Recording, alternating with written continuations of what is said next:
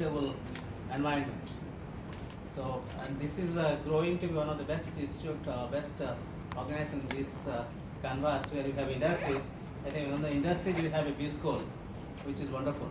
I think we need a lot of support from academia. Because any industries would like to have support of academia in terms of developing case studies. You also require certain young graduates to work with you on various projects, on live projects maybe. You might feel that you are handicapped, you don't have lot of money, but you can always get young volunteers. They can do a lot of good work for you, and this is a very good opportunity for you. And also maybe summer intensive, maybe final placement, all kind of things students can do. Faculty also very qualified. We have a dedicated HR faculty.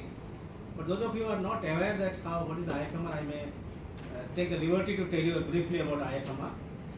IFMR is a very old institution. It was established in 1970 by a group of financial institutions like ICICI, IFCI, IDBI and all that. Because that is the time they thought what is missing in industries and corporate world and the banking was some kind of research inputs. Because many times we do talk, we do things not backed by adequate research work. So what is important that with data, any kind of decision you take, if it is data-backed decision making process, it is always sustainable. But if you take certain decision by a certain kind of perception or certain kind of hearsay or certain kind of general statements, then it's not sustainable. What is important that you must have solid data to say something, to do something, to start new things. So IFM was created with this very purpose, and we went on doing a lot of executive education programs since 1970, and we have been doing it so far also. We are doing it. And since it is a very research-focused institution, we did a lot of programs for RBI, all public sector banks, private sector banks, a lot of industries in Chennai and in South India, and also at pan-India level. Also, we went beyond India and we did some program for China and other countries. So we have been very strong in our training vertical. Then we started our, there was a lot of pressure to why not also take young graduates to do the PhD. So we started our PhD program in 1982. See, most of the B schools, what do? They first start MBA, then they go for part-time, then they go for PhD. We started the reverse way. This is a unique history in the history of Indian business schools. I think we're the only institute like that who started first PhD in 1982. Then we went to, then again there was a pressure on us that why not have a part-time MBA for the people who would like to add value to their existing knowledge from the industries. They might like to have exposure in HR, marketing, finance in a very systematic manner. And that is how in 1994 we started our part-time MBA, and that is still going on. And because now we have relocated, we are seriously considering starting a part-time MBA here itself in CCT, because we know that there are a lot of takers here, and we can do that with a lot of new addition and new vigor and with this kind of good infrastructure. So that is our second focus. Third thing, we started our full-time PGDM, which is equivalent of MBA. You know that in India, this is only in India again, that we have PGDM standalone institutes in this country. I am one of the first ones to start in 1963 to start PGDM. Unlike universities which are degree granting institutions, they award MBA. But if you look at the history in this country, it is PGDM institutions which are contribute the most of the managers to the industries. And they are also quality managers, and they are doing extremely well as compared to the universities. So, but now the situation has come that with IM bills and other kind of things pending, we also have thought in the long, we had an introspection, we did try to analyze, and I am happy to announce here that from this academic year 2017-18, we are also becoming a university by the State Act of the Andhra Pradesh, because we are located technically on the land of Andhra Pradesh. This is one of the fastest growing SEZ in the country, CCT. So we are going to, we are an university now. The notification has been done. We are starting our new academic programs. We have School of Management and School of Social Sciences to begin with. And we will have, apart from MBA, Masters in Quantitative Finance, which is so important in a lot of finance functions of the companies. Also we have, which is the talk of the decade, that analytics. So we are having a Masters in Data Science also. It is not that in our MBA also we have financial engineering or quantitative finance, finance, marketing, HR. HR is coming in a big way in this institute, and all other functions like IT or operations. Then in School of Social Sciences, again, we'll have a Masters in Economics, Public Policy, and of course Development Studies. Because IFMR essentially looking at the niche area and how relevant we will be to the society. That's the basic objective of this institute. This is IFMR is a non-profit organization. So to keeping in tune with what is our philosophy, we also are starting such programs which are useful to the society. Say for example, public policy or development studies or business analytics. These are all relevant to the industry and societies as well. Therefore, our focus is on that. And you may be aware that in this country we have plenty of postgraduate B schools, or postgraduate level we have a lot of management programs. But undergrad is always a problem. We do not have quality undergrad in management. So we also are thinking of, with due homework, we have to do a lot of research and we have to see, we may start a good quality BBA sometime later on. And also certain kind of undergrad programs in, say for example, economics or mathematics, because mathematics is the feeder for data science as well as quantitative finance. So we will have that kind of course also. But we have focused primarily on a lot of programs we have done. We have done programs like on a lot of those people who are in the manufacturing sector, in auto ancillaries. There are a lot of prominent companies like Tafe, Ranego, Borogopar, Susiva Machines, then L&T. Lot of companies we have done, and we have lot of programs we have done at the various level, middle management, blue collar, white collar, all kind of programs. I think with senior management we have done for some other public sector and banks. I think as CCT grows, as the companies grow here, because they are also growing along with us. It's not that they are full-blown industries here in CCT. They are also growing. They are also gaining experience. They are also yet to come at a most of the top management people do not stay here. Middle management, some stays, but most of them are also not here. They commute between Chennai and all that. But I think once they are also full grown, or the way they are going, we can look at, because IFMR is known for customized programs. We can introduce a lot of customized programs, all the industries here. Maybe it is blue color or white color or whatever level you want, we can do that. And IFMR has a very strong faculty, full-time faculty. And also we have a very strong network of adjunct faculty who are drawn from industries. Most of these guys have been at some stage of their life have been president or VP and all that. Like Mr. C.V. Krishnan was president of, he was CEO of the Vedanta group, for example. We have Mr. Badrinathan, who was the first batch of IIM Calcutta, who was the CEO of the Dunlop. We had T.R. Venkatas, who was CEO of some other company. So we have people from ABC, IIM ABC and all that. And they are also our adjunct faculty who contribute very heavily to our training programs. Also, we have set of professionals in finance and in those kind of functional aspects. So we are backed up by full-time faculty, adjunct faculty, and as required certain kind of visiting faculty. So I think this collaboration should not be one-time affair. I want a sustainable relationship, not one-time relationship. Now, relationship also has to be sustainable. Any kind of relationship. So it is important that we have this relationship grow, bloom, and it establish itself well. So we will be anytime you require us, we are there. It is up to you to make best use of IFMR, and we are keen to associate with you. So let us work together and do well. So once again, I welcome on behalf of the entire IFMR fraternity to our campus, and I hope you will enjoy being here. Thank you very much.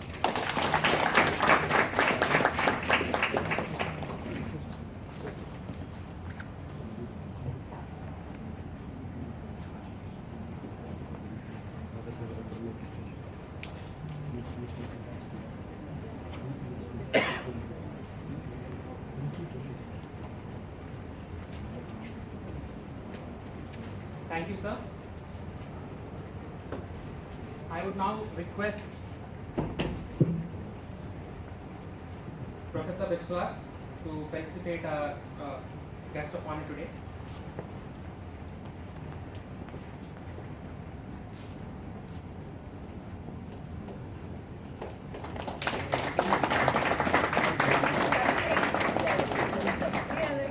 Thank you so much.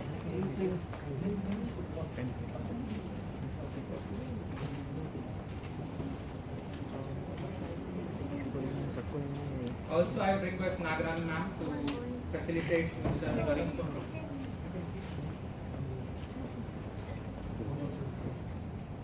Sir.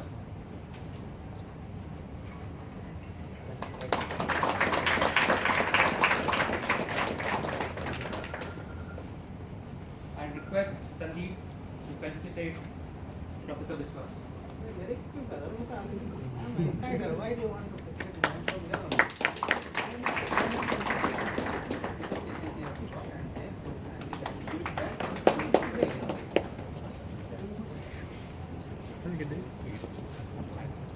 On behalf of S2S, I request Mr.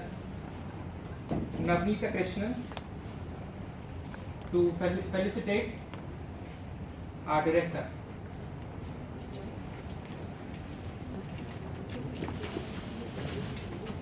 Mr. Navneet is our Vice President of S2S, Employee Relation Manager from Michelin.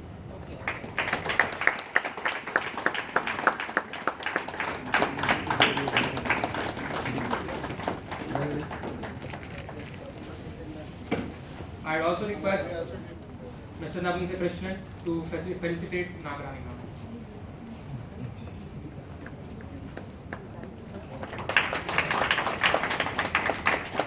I request Mr. Jagjeevan to felicitate our guest of honor today.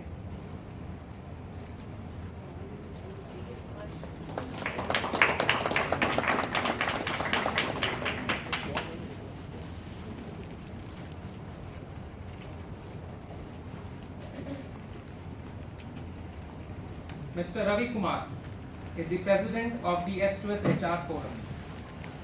He has completed his economics graduation at Presidency College Madras and law graduation at Dr. Ambedkar Government Law College Chennai.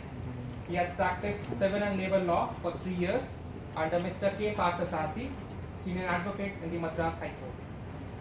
He has completed his part-time postgraduate diploma in personal management, industrial relations and labor welfare in Madras Productivity Council, Chennai. He has also completed MBA Human Resources with Pondicherry University, Loyola College, both as a training program. His HR professional career started in 1993 with STB Cisco India Limited as MAC Group company as Deputy Manager Operations and was looking after recruitment, training, client relations over a period of 6 years. His legal and industrial relations background has helped his company to handle various critical IR issues, long-term wage settlements and cordial management-union relationship. I would now like to invite Mr. Ravi Kumar for his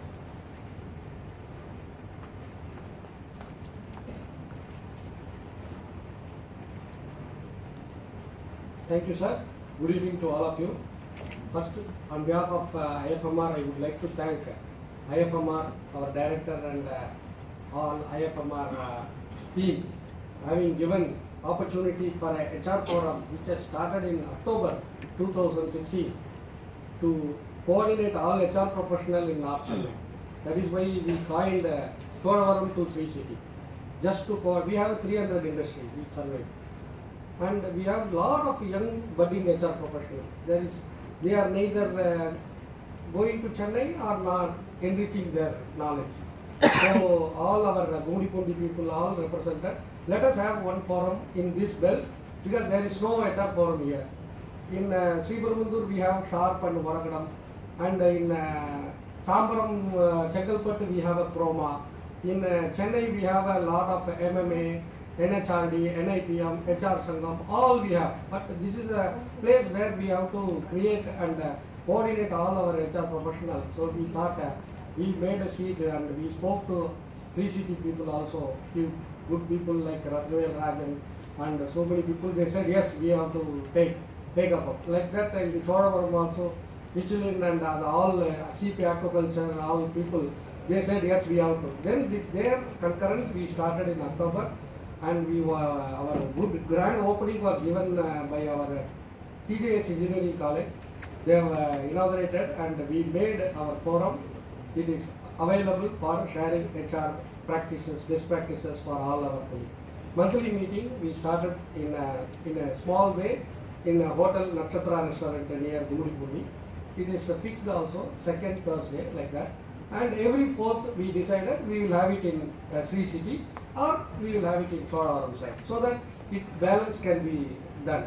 And we bring initially all good speakers, then we will go to a core HR training to our people carrying the best practices of each of our members' company, which is more important, with linked with the industrial visit. And we have a future plan of publishing audio books on HR, e-books, because we wanted to create more value added on IR side also. Because even though we are into HR, our life starts with IR. If we are good in IR, we believe HR definitely we can try. So that training we have to focus. Accordingly, we are planning to bring lot of higher professionals who are seniors from Chennai and also government officials from Chennai. So for that we had last month tied up with the EFSI. We brought EFSI to Gumudipundi first time. So EFSI conducted a program at Gumudipundi on labor laws. Senior advocates have come. We also brought a commissioner of EF from Rayapeta. He has come and addressed our gathering. And ESI director. Like this we started our journey with I hope with all your great support, and from Sri City also. Member, I request all of our HR colleagues to become a member. Let us grow together, let us learn together. Thanks for opportunity. Now we have to listen to our speaker. We have a very good topic today. Thanks for opportunity.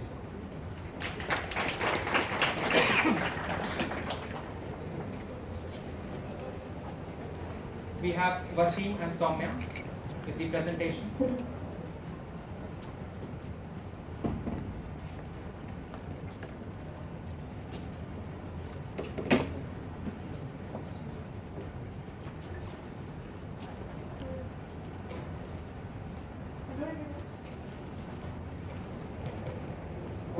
Hello everyone.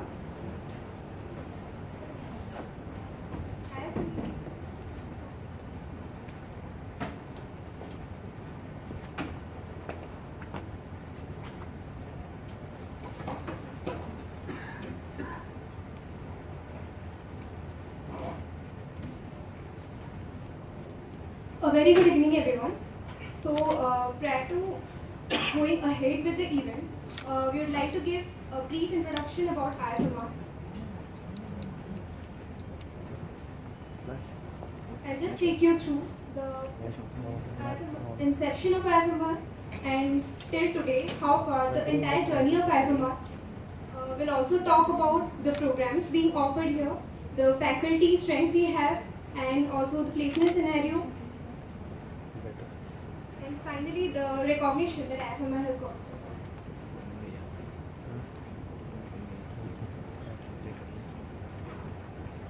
So, as Professor Viswasa has already talked about, in 1970, IFMR started as a not-for-profit organization, then it evolved gradually. In 1982, we started our PhD program, which is one of the important programs that IFMR offers.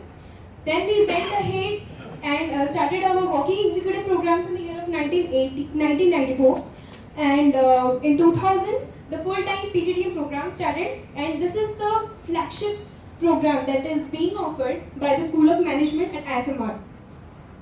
Then comes our new campus, which was started in Sri City in the year of 2014.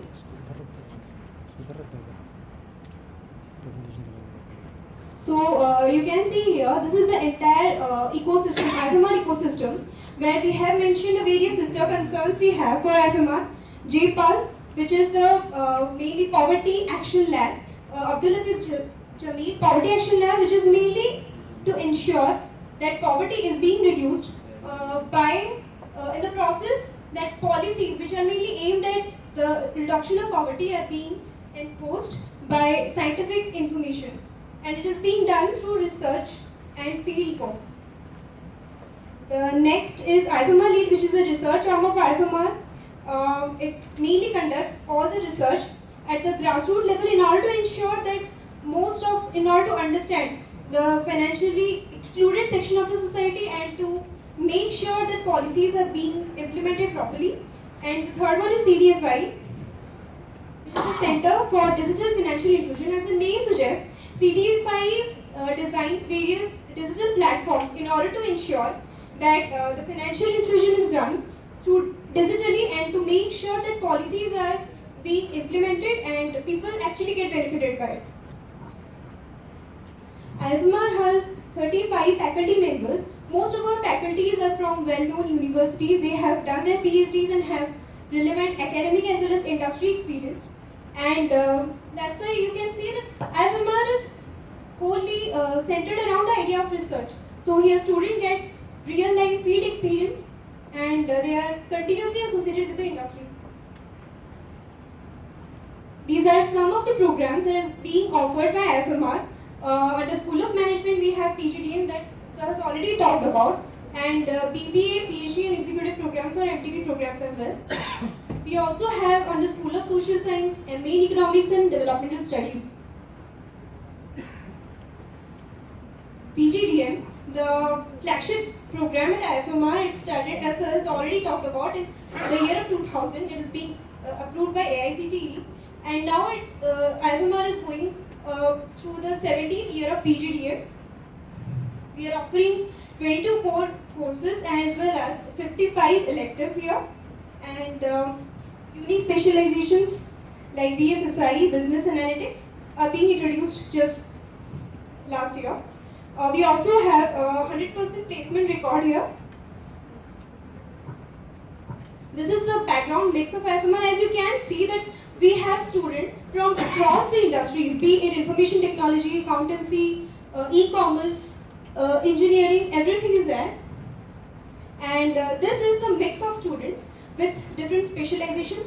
As the name suggests, most of our students are from financial background, and then comes marketing, data science and financial engineering as well.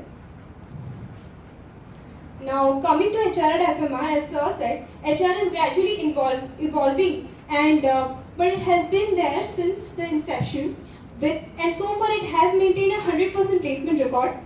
We have some of the recruiters for HR like Vedanta, Tata Consultancy Services, IFMR Rural Finance, Scope International, Lakshmi and Sri City.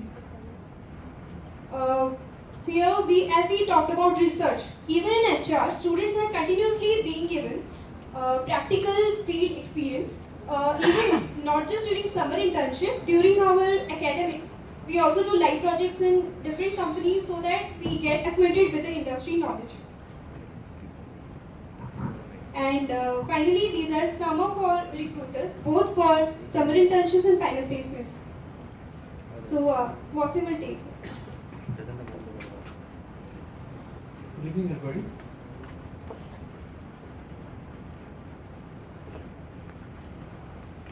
If you look at the research background of IFMR, IFMR incentivizes the research culture in the institution. We provide PhD, we provide good generous stipend to the PhD people, the scholars who are doing PhD. For the first year, we provide 50,000 per month for the PhD holders, and in the second year, we provide 40,000, and in the third and fourth year onward, we provide 45,000 per month. These PhD scholars are also paid incentives as per the research papers they publish in the magazine, in the international papers and research publications. We also do have the management development programs, that's MDP, and we have this. We have segregated in this way. The duration, it can be long certification and it can be short. The delivery can be a workshop. We can have classroom delivery also, and as per the demand, we can have the blended mix of the classroom as well as workshop. This is the program that we offer in MDP. These are finance, operations, marketing and strategy, HR, economics, and financial analytics. As for faculty, we are proud of the fact that almost 90% of our faculties are doctoral holder for India as well as foreign universities. These are the alumni base we have. Mr. Pushpendra Datta, he is currently Vice President of DSP Merrill Lynch. He is from the first batch of IFMR, 2001 to 2003. And we have Satyarajan Bhuiya, he is in HSBC. Pradeep Naulia, he is Senior Data Scientist at CSC, United Kingdom. And Harsh Yadav, he is co-founder at Zort Energy. and Rajaraman Venkatraman, he is Chief Digital Innovation Consultant and Navya Insight Consulting. These are the awards we got for our initiative in the field of management. We have been rated AAA by CRISIL in the AAA by CRISIL in the All India ranking, and AA in the Andhra Pradesh ranking, and we have been ranked 22nd by the Hindu Business Line. IFMR has also bagged S2M Award for Best Institute for Serving Social Cause in 2016. We have bagged MMA Award for Managerial Excellence in the Education Institution category for 2016, and we have been ranked 201 in 2016 in UI Green Metric World University Rankings. These are the accreditations we have got from various media rating agency. We are 9th ranked in terms of finance in the whole country, and 23rd overall. And we are proud to tell you that we are the Institute of Importance as devised by the Ministry of Finance, Government of India, and as a scientific and industrial research organization by Department of Science, Scientific and Industrial Research, Ministry of Science and Technology, Government of India. That's all we have from our side. Now we'll have a brief session by our guest people. So I must now call Piyush to call the guest. Thank you, Wasim. Thank you, Soumya. Dr. Christina Augustine is a proficient global HR leader with 19 years of experience in leading global HR in diverse industries and capacities. These include IT, telecom, FMCG, and healthcare. She is the global SBU HR head of Virtusa Polaris Corporation and has a PhD in applied psychology with expertise in leading digital HR and OD domains. She is honored as one of the top 25 most innovative HR tech leader in Asia Pacific, and a national award entitled Indira Super Achiever in HR Excellence. She is internationally recognized as chair and judge for the Steve's International Business Award and Great Employees Platform. She is a pioneer in winning distinguished international HR accolades and business platforms. She led the Women of Virtusa, a delivery and inclusion initiative as president. She is a coach, certified from NFNLB USA, and as NGM at Max's Harvard Business School, Max's Telecom, Malaysia. She is trained in transaction analysis with International Transactional Analysis Association and the Alderian approach, key player in international HR forums and management schools, contributing to HR, HCM, industrial and organizational psychology. And she has published several scientific papers. Above all, she is an experienced therapist and mentor, specializing in counseling and psychotherapy. Digital talent, what about HR? This is the topic for today, and I would like to call upon our esteemed speaker, Follow please.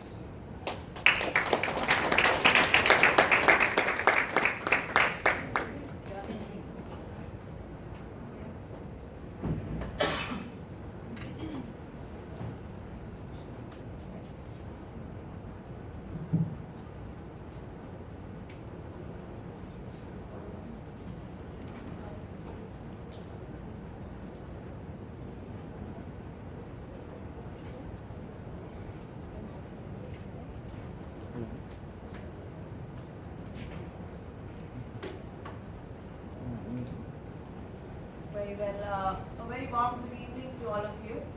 It's my pleasure to be here this evening. I first of all thank the director, Professor Vishwas, and it's nice to see you again, sir. I would say the small world.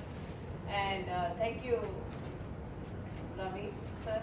It's been really good being with you associated. And S2S is going to rock with small beginnings, but great ventures coming ahead. I could see a lot of earnest and passionate HR fraternity here and budding HR, I should say leaders. So looking forward for your time in the next 30 minutes so that we can just see how we can take this topic.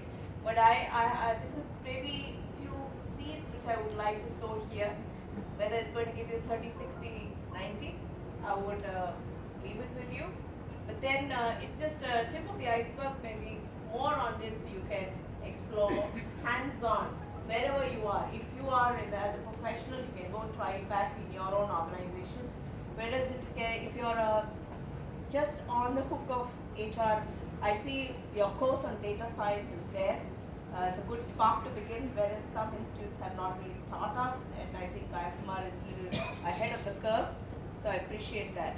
Having said that, so I would like to say today, I mean, we have leveraged, or you could have perused a lot of things to understand, understanding your competition. Who takes you over? I mean, I don't know whether you have said to read this particular entity where it says it's not the big beating the small. Yeah?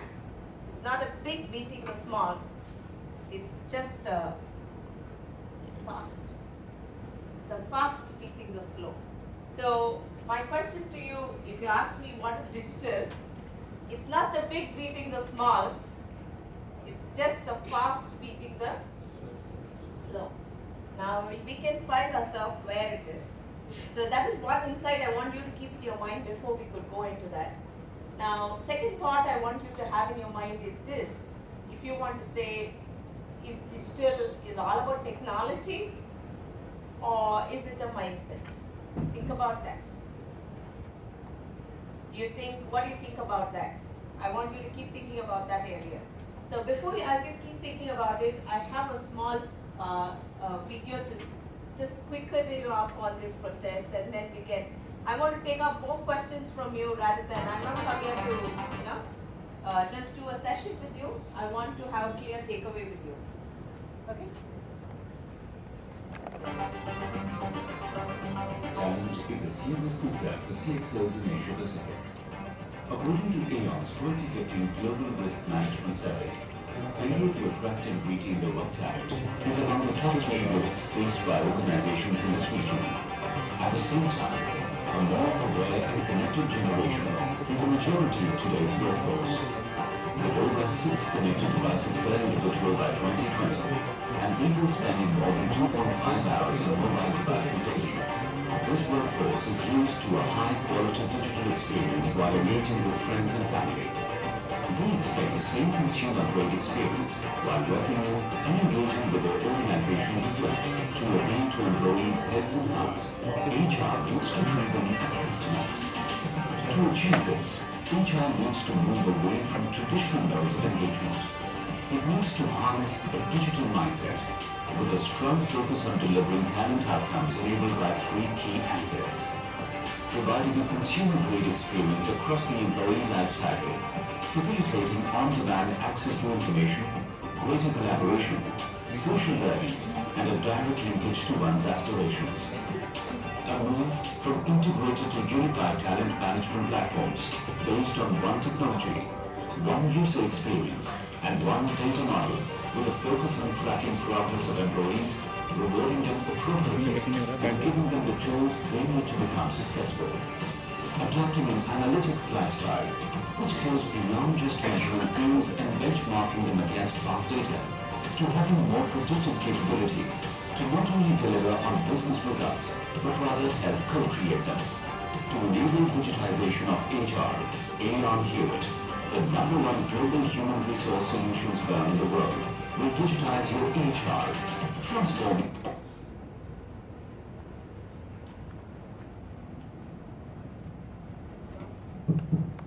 So I want to ask you one thing. Today I'm sure whether you have been through your course lines on design thinking. Any hands on? Okay. I want you to think. If you have time, I would ask you today to go back whenever you get your time. Just go back and you have your Coursera easy. Yeah. just pull up a program on design thinking, because we need to just have a very clear understanding where we treat our employer today. The employee becomes at the center and he becomes a user. I saw you have a course on digital marketing, great. But I would be more keen on seeing a course curriculum on digital HR also, because Design thinking also we're introducing. yeah, super, sir. You're really good. So I think you're on the way, on the curve. You're on the go.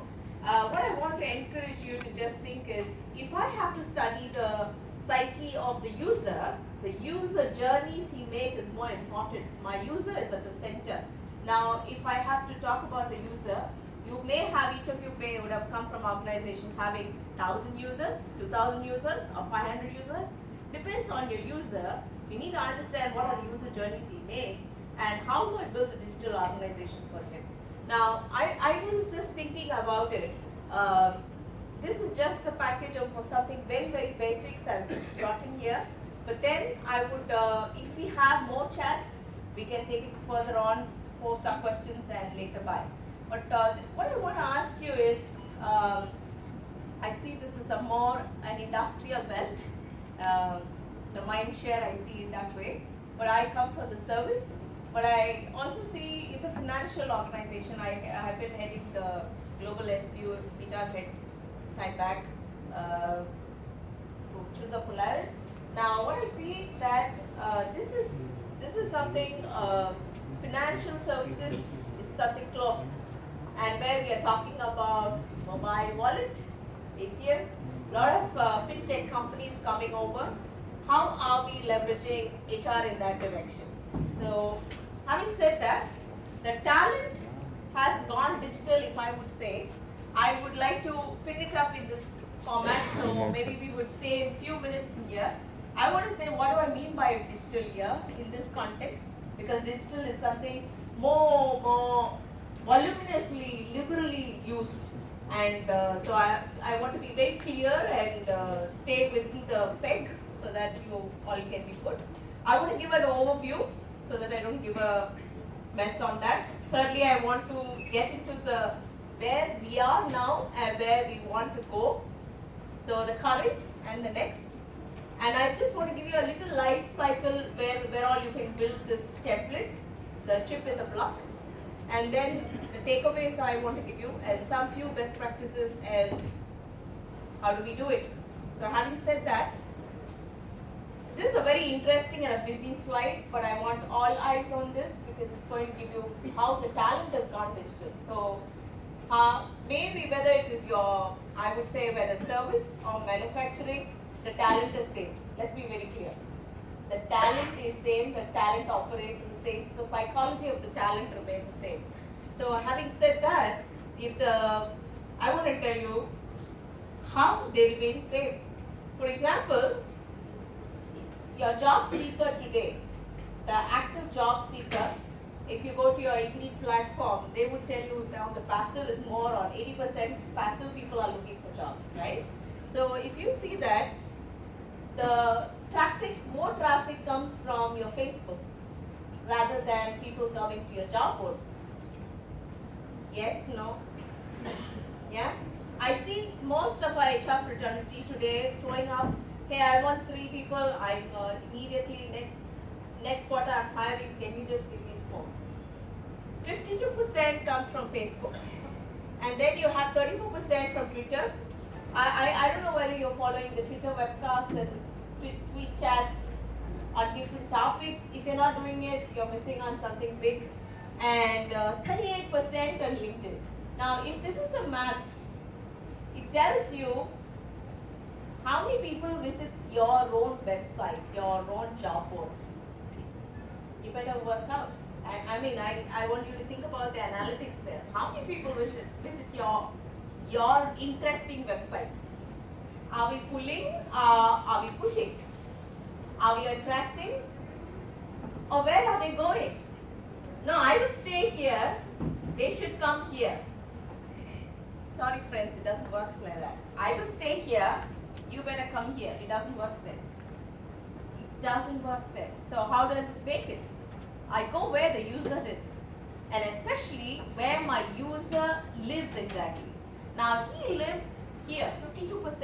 If he wants to hunt a job, I better build my job board where he is, and that too within his arms or within his palms. You can see that where he is, because these people try to access most of it from their mobile devices. They don't access from the desktop. If you're wondering if they are accessing from the desktop, sorry, they are not accessing from the desktop.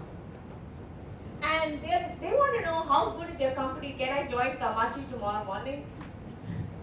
Or shouldn't I? Or should I go for Daimler? Or should I go for St. Gobain? Or where should I go? Okay, let me just go to your Glassdoor. They want to know, but my Glassdoor scores gives you, what is the review? It's today, if you want to go to your restaurant, you pick up your, make a trip, you see the reviews. Don't you do that? I'm sure you're doing it, but my friends who are, my talent is doing this. So if your scores are not there, they're not there at all. Now, if I say this is the way it is, having known a talent gamut where they are, what is the stats behind it? I want to tell you 75% of people have still believed that, they still hang on to their traditional method of hiring, traditional method of recruiting or staffing methodologies, and then 80% still believe in one-way communication. My friends, I want to tell you it's a Capgemini latest hot data I'm sharing. So I'm not giving you something out of the window. It is something very latest for you to get where our hands are. Now I want to tell you, it's another thing is, let me go quickly here. What about the retention and engagement of these people?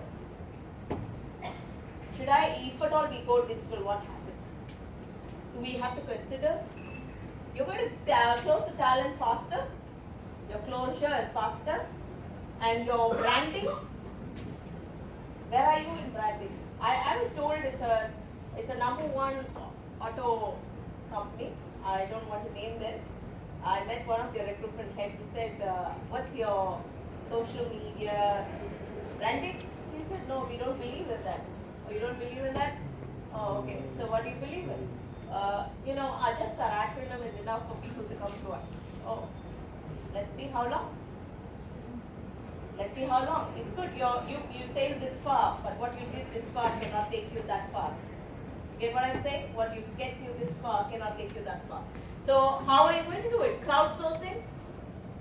People don't believe in your, I mean, companies have reconsidered on their performance management systems. They are thinking about otherwise how they can move forward into more crowdsourcing approaches of assessments.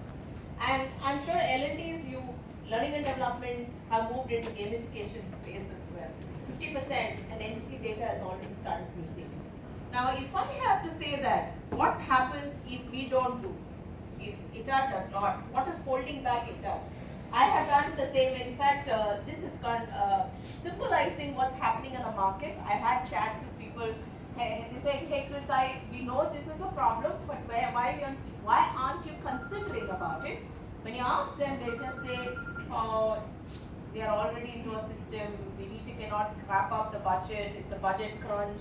And then the 70% say that our systems are not connected, and then it's a big faraway cake for us. Or our senior management don't believe in this anymore, so therefore we don't want to. Or you don't believe in data yet. The power of data you are not saying. So having said that, I just want to tell you, if at all, if you have seen, the talent today revolves around the 4 technologies. What are the 4 technologies? Maybe if I have chocolates, I can just know your chocolates. What are the 4 major technologies our talent users are using these days? IT. Okay, IT. In IT, which technologies are they using? Come on, I want you to speak.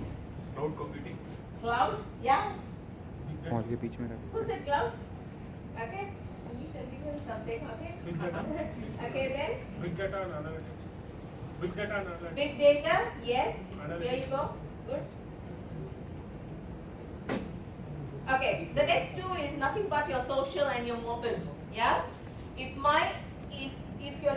digital HR is nothing but when it touches on all these 4 areas, level 1 technologies. These are just level 1 technologies where we talk about social, we talk about mobile, then we talk about big data, and then cloud. And now the next advance has come in where we're talking about artificial intelligence, IoT. I'm not going to talk about everything here, but I'm just trying to say, hey Chris, this is not happening here, this is only HR. No, I want to tell you, it's my user is using that. And if my user is not going to see, they don't even believe in emails. Your WhatsApp has overtaken that. I have already told you in the morning, that's what the manager tells me. When did you say that? Go and see the message. So email has become like a proof system. Okay, you drop a note also. For what? Creating another data center? So think about that. So what I want to tell you is, it's how we centralize the HR activity much more into the user and bringing the user. Now I want to tell you, I was just asking these 3 questions. If at all we don't do, okay, if you don't want to consider, I'm fine with it. If you don't consider, why now? Because that's where you can see that's where people operate, that's how they connect, that's how they communicate, and they stay rooted in that. They are completely into that. Now, if you don't want to do it, we were having a chat while coming, will HR sustain this? Will HR die? That's one of the questions Ravi asked me. And sir, I was just thinking, if at all we don't adopt and embrace, we'll become obsolete. That's what I'm saying. We may become obsolete or we may become archaic the way we operate, because our talent is running faster, much more faster than where we are.